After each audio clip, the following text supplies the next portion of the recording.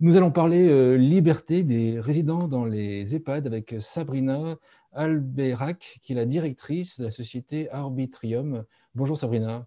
Bonjour Frédéric. Peut-être vous présenter, si vous souhaitez, votre parcours et ensuite présenter Arbitrium. Difficile à prononcer en tout cas.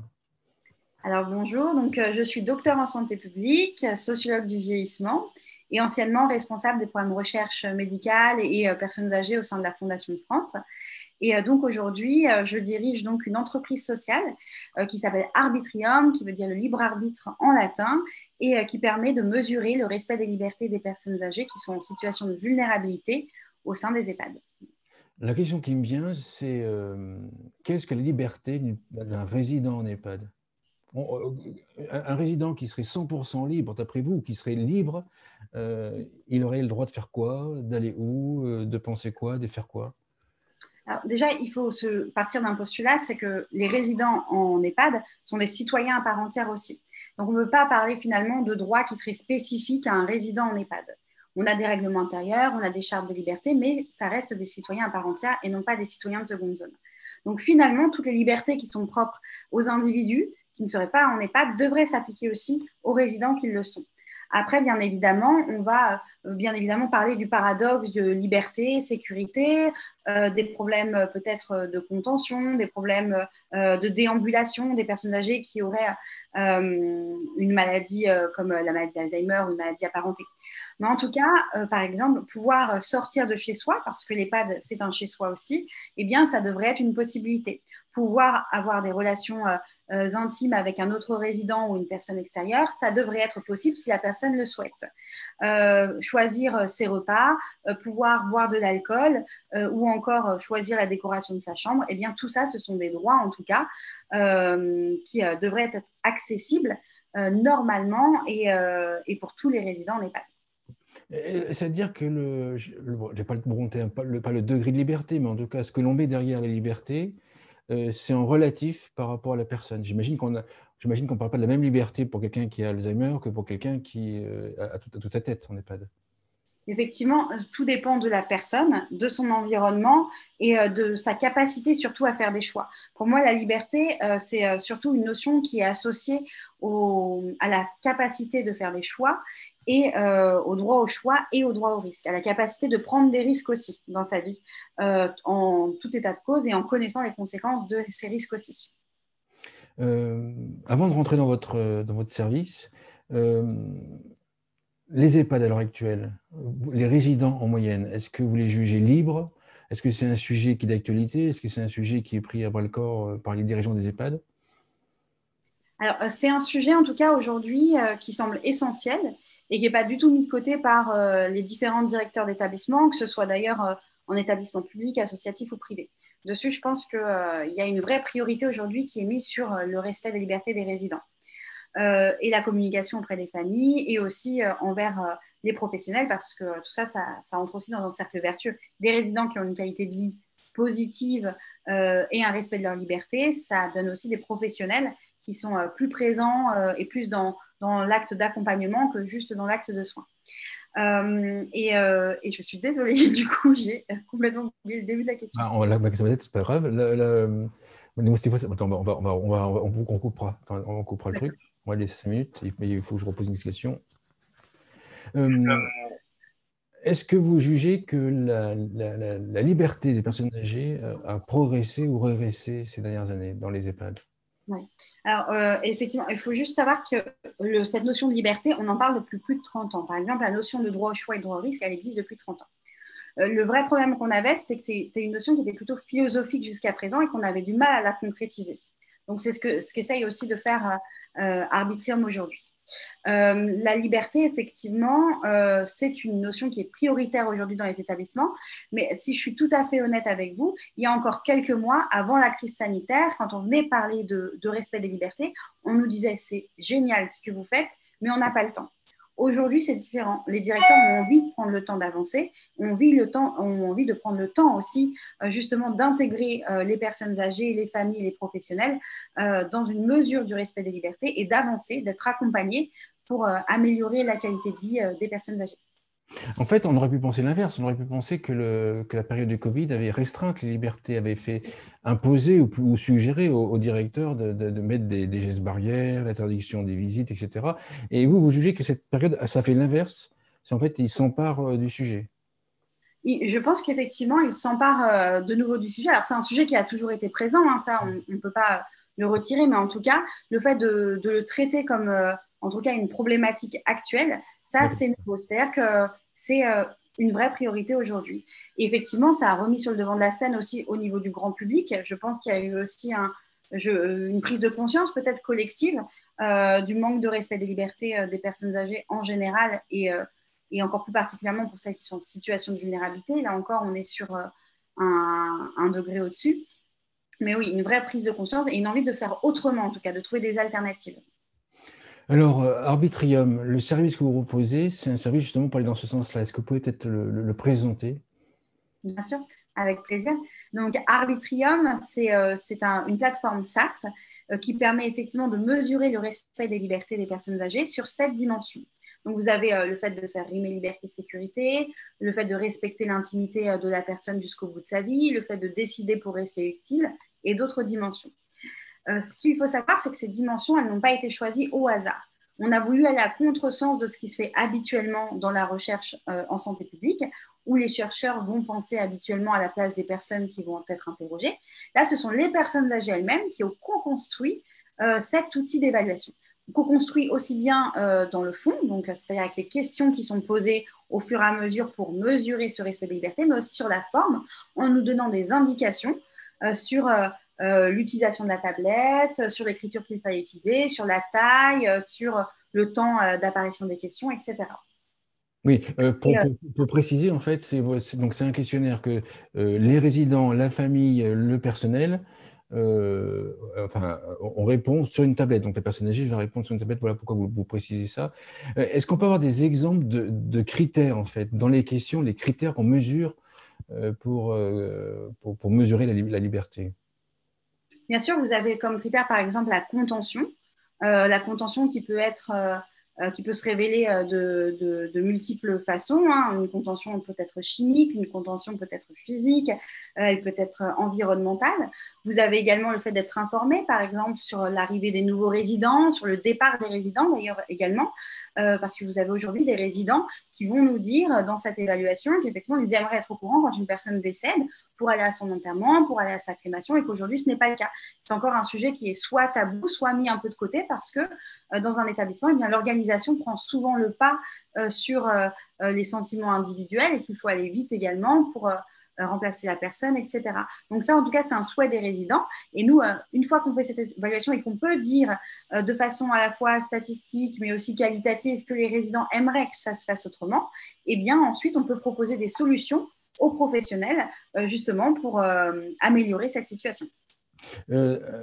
La première idée, quand vous m'avez présenté le service qui m'est venue, je me suis posé la question, offrir plus de liberté aux résidents, est-ce que ça demande plus de travail? Si moi, je m'imagine en tant que dirigeant d'un EHPAD, j'aurais l'impression peut-être que ça me demande plus de travail, plus de coordination des équipes peut-être, et puis aussi peut-être plus de stress, dans le sens que si c'est la liberté, c'est pouvoir laisser les personnes sortir de l'établissement, et s'il y a un accident ou s'il y a un problème en dehors de l'établissement, moi, ça va m'engendrer plus de stress. Est-ce que ce que je dis est vrai ou c'est l'inverse, en fait? Il y a des bénéfices qui surpassent mes craintes.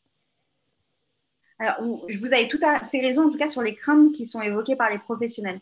C'est vrai que ce qui revient le plus souvent, c'est oui, c'est la peur du risque judiciaire. C'est mais qu'est-ce qu'on risque si jamais une personne sort? Qu'est-ce qu'on risque si on lui laisse faire du vélo et qu'elle se casse le col du fémur?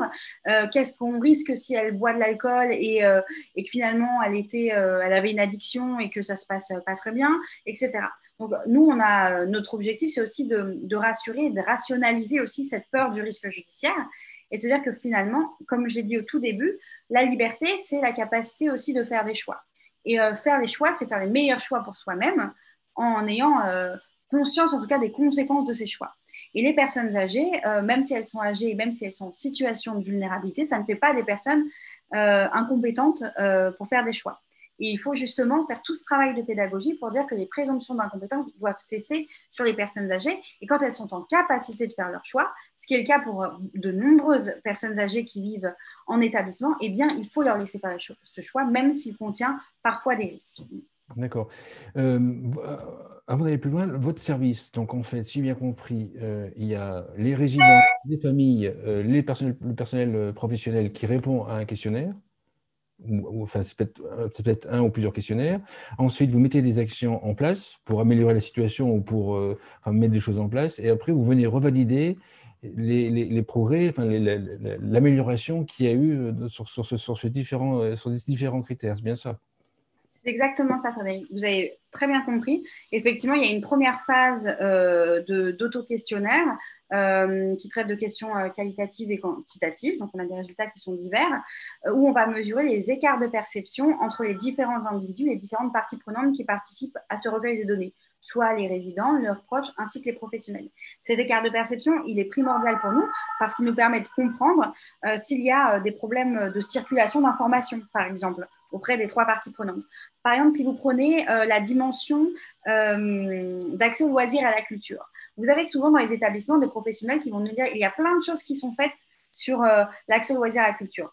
Des proches qui vont nous dire je ne sais pas, je ne suis au courant de rien, et des résidents qui vont nous dire ben, il y a des choses, mais par contre, c'est des choses qui ne nous plaisent pas. Donc, ça nous permet de voir qu'effectivement, là, il y a peut-être un problème d'adaptation, en tout cas, des activités qui sont proposées. Et dans ce cas-là, on va interroger les résidents en leur demandant ben, qu'est-ce qui vous ferait plaisir, qu'est-ce qui correspond à la fois à vos besoins, à vos envies, à vos désirs. Donc ça, c'est la première étape, ce premier diagnostic finalement sur ces 7 dimensions. Et ensuite, effectivement, on va proposer des actions positives à mettre en place pour améliorer. Donc là, si je peux vous donner un exemple, sur un établissement où vous aviez un sentiment dépressif qui avait été détecté par notre outil à l'accueil des nouveaux résidents, eh bien, l'action positive qui a été proposée, c'est une action de tutorat où vous avez un ancien résident qui est là depuis plusieurs mois, voire plusieurs années, qui va prendre sous son aile un nouveau résident. Et nous, on accompagne l'établissement pour justement former des binômes qui vont fonctionner et que tout le monde soit finalement heureux de cette action et en tire aussi des bénéfices, que ce soit en termes d'utilité pour la personne qui est tuteur ou en termes d'accueil et de diminution du sentiment dépressif pour la personne qui est tutorée. C'est liberté et aussi bien-être. Dans vos discours, il y a quand même une très forte notion de bien-être des résidents. Tout à fait. Alors, nous, sous la notion de bien-être, on met la qualité de vie. On mesure effectivement également la qualité de vie des résidents. Et cette qualité de vie, elle est mesurée encore une fois en fonction des critères qui nous ont été donnés par les personnes âgées elles-mêmes. Donc, on ne prend pas effectivement une grille un peu lambda de qualité de vie, mais bien une qui est vraiment adaptée aux personnes âgées. Et finalement, c'est un peu cette mesure de la qualité de vie aussi qui nous a amené à tout ce travail avec Arbitrium. C'est que le résultat de la recherche qu'on a pu mener pendant 3 ans avec l'INSERM, ça nous a démontré que le facteur le plus protecteur d'une qualité de vie positive pour les personnes âgées, contrairement à ce qu'on peut penser, ça ne va pas être le nombre de maladies ou le nombre de visites qu'on va recevoir qui va nous protéger, mais bien le respect des libertés. Et c'est pour ça qu'aujourd'hui, c'est la question que je voulais vous poser. Donc, en fait, c'est la qualité de vie qui amène à la liberté ou c'est la liberté qui amène à la qualité de vie? Vous, ce que vous me dites de l'INSERM, c'est la liberté qui amène la qualité de vie. Exact. Ce serait en tout cas le facteur principal. Effectivement, ce serait le facteur principal qui protégerait en tout cas la qualité de vie positive des personnes âgées. Donc, on disait que la liberté amène la qualité de vie. La question que je voulais, enfin, le sujet que je voulais un petit peu aborder avec vous, c'est dans un EHPAD, il y a des personnes qui ont des pathologies variées et puis des états de santé qui sont variés. Enfin, les situations sont peut-être différentes les unes des autres. Est-ce que derrière, en tant que dirigeant d'EHPAD, je vais devoir adapter la liberté et donc la qualité de vie individuellement à chacun des résidents? Alors, ce serait l'idéal finalement, parce que quand on parle de projet de vie individualisé aussi, ça en fait partie. L'idéal, ce serait effectivement d'avoir à la fois des plans d'action en termes de respect des libertés et des plans d'action en termes de soins qui soient complètement individualisés. Aujourd'hui, on sait qu'il y a des enjeux organisationnels, des enjeux humains qui ne permettent pas cette individualisation. D'ailleurs, vous avez de nombreuses psychologues qui nous disent moi, je n'ai pas encore eu le temps de renouveler le plan individualisé de la personne depuis 2 ans, on n'a pas le temps, on n'est pas assez nombreux. Donc ça, c'est un fait. Et du coup, c'est pour ça qu'on essaye de trouver des alternatives pour aider ces professionnels. Le but, justement, par nos autodiagnostics, c'est de se dire que ça va faire gagner du temps, finalement, aux professionnels pour qu'ils passent plus de temps, en tout cas, sur des choses qui sont essentielles. C'est-à-dire que toutes les récoltes de données que vous allez avoir avec Arbitrium, eh bien, vous allez pouvoir les implanter dans vos évaluations externes, dans votre mesure de la satisfaction, etc. Donc, prendre des bribes, en tout cas, du recueil de données pour gagner du temps aussi et finalement donner aussi, on va dire, une ligne à suivre pour les plans personnalisés auprès des personnes âgées. Donc, ça va être une aide supplémentaire sans représenter un millefeuille supplémentaire. Non. Mais alors, est-ce qu'il n'y a pas le risque, si on parle de la liberté, on va dire, de la mobilité, est-ce qu'il n'y a pas le risque d'adapter on va dire, ces recommandations, ces règles liées à la mobilité au plus petit dénominateur commun? C'est en fait au résident qui peut le moins bouger. Si dans un même étage, c'est un résident qui peut sortir d'établissement sans trop de difficultés et l'autre ne peut pas sortir, comment est-ce que je vais gérer cette dichotomie, enfin, cette situation? Oui, c'est vrai que ça c'est une vraie problématique qu'on essaye de traiter aujourd'hui. On nous pose la même question avec les personnes qui ont des troubles cognitifs importants. Par exemple, oui. Et effectivement, sur les unités de vie aujourd'hui, les petites unités de vie en tout cas, on nous demande si Arbitrium peut fonctionner aujourd'hui. Alors aujourd'hui, malheureusement, c'est une vraie problématique parce que non, c'est-à-dire qu'à partir d'un certain niveau de dégradation cognitive, eh bien, l'outil ne peut plus fonctionner. C'est pour ça qu'on aimerait travailler dans le futur avec des neuropsychologues pour travailler sur une adaptation de l'outil, avec des icônes, pourquoi pas, pour que chacun puisse participer, qu'il n'y ait pas d'exclusion d'une partie de la population. Donc aujourd'hui, ça, c'est une des limites de l'outil, c'est certain, et on aimerait aller au-delà en créant aussi une intelligence collective autour de cet outil. Mais oui, c'est une limite. J'imagine qu'en plus, la difficulté, c'est qu'en fait, s'il y a 100 résidents et puis qu'il y a 100 familles, et puis que chacun donne des avis du côté des résidents et puis des familles, bon, je sais pas, au niveau probabilité, ça fait un nombre hallucinant de possibilités et de demandes différentes. Est-ce que si je rentre toujours dans cette, pour vous titiller un petit peu, si je rentre dans cette démarche, est-ce que c'est pas me demander plus de travail et plus de travail à mes salariés? Bah, c'est justement le but est le contraire, c'est-à-dire que l'objectif, c'est de vous faire gagner du temps. En général, vous allez avoir un nombre assez important de TP, de personnes mobilisées pour des évaluations qui ne sont généralement pas utilisées d'ailleurs. Les fameuses évaluations internes du coup qui disparaissent, mais qui terminaient dans un placard, qui n'étaient lues par personne, etc. Là, au contraire, vous allez avoir des données qui reflètent une réalité, puisqu'on interroge directement les résidents, et c'est pas une personne ou un responsable au sein d'un établissement qui va prendre la parole pour les résidents, pour les familles et pour les professionnels. Donc là, vous avez vraiment le reflet d'une certaine réalité. Donc au contraire, je pense que ça va faire gagner du temps, que ce soit même pour le projet d'établissement. C'est-à-dire que les actions positives qu'on propose, ça peut tout à fait être le guide finalement de votre projet d'établissement et vous faire gagner du temps. Donc non, l'objectif, c'est aussi de se dire que cet outil-là, c'est vraiment pas un millefeuille, c'est pas une tâche supplémentaire, mais au contraire, finalement, un pilier sur lequel on peut s'appuyer. D'accord. Comme les résidents changent, on va dire, assez régulièrement, peut-être que le terme n'est pas bon, changer, mais bon, on m'a compris, est-ce que ça demande à refaire, enfin tous les combien, dans l'optimum, il faudrait refaire la démarche avec vous? Bah, alors du coup, nous, finalement, que les résidents, qui aient un turnover important de résidents, c'est pas problématique pour notre outil. Parce que ça me permet de répondre à votre question précédente aussi. On ne s'intéresse pas finalement de façon individuelle à chaque problématique, mais bien aux problématiques collectives. Donc, c'est-à-dire que c'est pour ça que notre outil est aussi anonyme et qu'il permet aux professionnels, aux résidents de ne pas avoir peur du jugement ou des conséquences de répondre avec un tel outil. C'est parce que justement, on s'intéresse à la tendance générale. Et c'est aussi pour ça que cet outil, il intéresse les groupes d'EHPAD. Par exemple, aujourd'hui, on travaille avec le groupe associatif de la Croix-Rouge française parce qu'on peut aussi faire une agrégation de statistiques et avoir la tendance, finalement, à l'échelle d'un groupe. Et ça, c'est hyper intéressant aussi, dans le sens où vous allez savoir, finalement, quelles sont vos valeurs communes au sein d'un groupe, c'est-à-dire qu'est-ce qui va vous rassembler et qu'est-ce qui va également peut-être vous séparer. Et si le groupe souhaite unifier, en tout cas sur certaines dimensions, eh bien l'outil Arbitrium permet de le faire aussi. D'accord. Est-ce que vous pouvez donner des exemples d'actions que vous mettez en place ou que vous recommandez?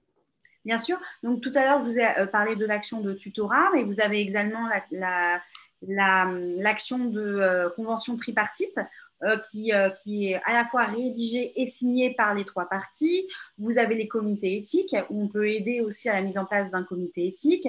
Vous avez la mise en place de chambres mortuaires. Vous avez effectivement l'accueil du nouveau résident. Ça peut aller vraiment de la plus petite action, c'est-à-dire la mise en place d'un jardin potager, par exemple, jusqu'à la création d'un comité éthique. Donc, des actions qui peuvent être très ponctuelles, de 2 à 3 mois en tout cas, en termes d'organisation, au comité éthique, par exemple, où là, on va être plutôt sur du 1 an, voire 2 ans de mise en place pour que celui-ci fonctionne correctement. Et j'imagine que votre expertise permet de savoir, par rapport à telle situation, voici quelles sont les actions que vous préconisez. C'est exactement ça. On a travaillé avec ce que nous, on appelle un moteur intelligent. Donc, on va vous proposer des actions positives à la fois en fonction du diagnostic qui est établi par notre outil, mais aussi en fonction des caractéristiques de votre établissement. Donc, on ne va pas vous proposer les mêmes actions, par exemple, si vous êtes en milieu rural ou en milieu urbain, ou si vous avez un GIR plutôt élevé ou un GIR plutôt bas. Les bénéfices, si on parle des bénéfices, les bénéfices pour les familles, pour les résidents, on peut les deviner. Les bénéfices pour les dirigeants des EHPAD et pour les EHPAD, quels sont-ils? Alors, je pense qu'ils sont multiples. D'abord, c'est effectivement le fait d'avoir un outil qui va vous faire gagner du temps au niveau de l'évaluation des besoins, des désirs et des envies des résidents. C'est un outil aussi qui permet finalement de rassembler les professionnels autour de questions qui sont en dehors des questions sanitaires, mais plus proches des questions de sciences humaines et sociales, qui rassemblent aujourd'hui les professionnels qui sont en demande aussi de participer à ce genre de problématiques, de réflexion en tout cas. Ensuite, c'est aussi peut-être pour le fait de rassurer les résidents. C'est-à-dire qu'on sait très bien que l'intégration d'un résident peut être très problématique et que lorsqu'une intégration se passe mal, en général, eh bien, le séjour ou la vie, en tout cas au sein de l'établissement, peut aussi mal se dérouler, avec les syndromes de glissement, par exemple. Ça permet aussi de rassurer les familles. Donc, ici, on écoute votre proche, on vous écoute également et on essaie de faire tous ensemble. Ça, c'est important de dire que les familles ne sont pas exclues non plus de ce processus. Et enfin, c'est le fait peut-être de rassembler. Nous, on espère qu'un jour, Arbitrium, ce sera un peu un outil qui est reconnu et utilisé dans de nombreux établissements. C'est notre objectif, hein, c'est vraiment d'atteindre un maximum de résidences aujourd'hui. Et c'est-à-dire que peut-être ce sera un outil qui sera normalisé un jour et qui permettra de rassurer et de permettre au directeur de dire, voilà, dans notre établissement, on est dans une démarche d'amélioration du respect des libertés. Ça ne veut pas dire que toutes les libertés sont respectées, mais en tout cas, on essaye de faire mieux. Et ça peut être un gage de qualité aussi. Oui, alors justement, effectivement, la question que je voulais vous poser, c'est, je suis dirigeant d'un EHPAD, je travaille avec vous, j'ai passé la démarche, etc., j'ai mis les actions en place, le niveau, la liberté s'est améliorée. Est-ce que je peux en parler? Est-ce que je peux communiquer? Est-ce qu'il y a un moyen que je communique sur les résultats, sur les démarches, de façon à pouvoir attirer des résidents, notamment en cette période où apparemment il y a moins de listes d'attente dans les EHPAD dû à la situation avec le Covid? Tout à fait, c'est possible. Le choix est laissé à la direction de l'établissement. Donc, nous, jamais on communiquera sur les résultats, bien entendu. Par contre, si le directeur possède le diagnostic, il a assisté à la restitution, qui est d'ailleurs très transparente, puisqu'on on fait également cette restitution devant les résidents et devant les familles. Donc, ensuite, libre à lui de communiquer sur les résultats s'il le souhaite. D'accord. Sujet plus tabou, entre guillemets, ou plus touchy pour certains.